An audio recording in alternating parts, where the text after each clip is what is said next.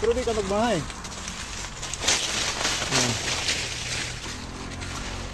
Veterans move. Hindi kamuti moves. Di na sige gunwahin nga ng sanga mamili hay putlon. Akyatin mo yan tapos ilagariin mo yan. Anong oras ka pa? Anong petsa pa? Ilang taon mo matatapos to? Ilang hektarya, sir? 5 hectares. Kane? Oo. Ilugto nga rin. 3 hectares.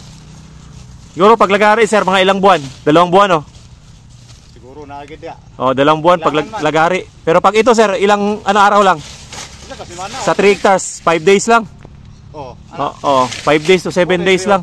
3 hectares, 3.5 hectares pruning with 7 knife. Mas dali siya. Dili bigil kay mulihok ba? Pruning so, di rin pwede. Pruning shear. Bilis.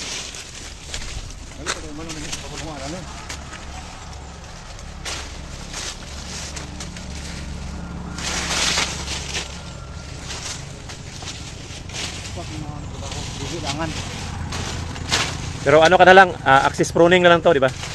Dili na siya heavy pruning. So, axis pruning na lang, guys. Yan, manood ka, Dro. So, buksan natin para makapasok ang araw. Sikat ng araw. Tapos sa bunuhan, lalaki yung buto, mga seeds niya.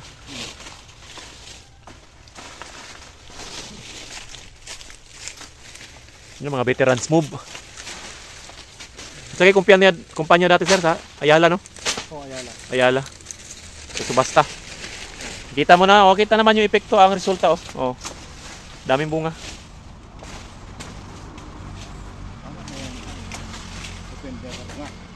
Dili siya mapani, dili siya maughan. Tama lang yung yung init. Tama lang ang init mosulod. Pag mosobra siya, manghupak man eh. For example, pasing ano may tabo. Sunburn. Oh, pa sobrang init. Malaya na siya. Matay. So open konti lang. Axis pruning lang.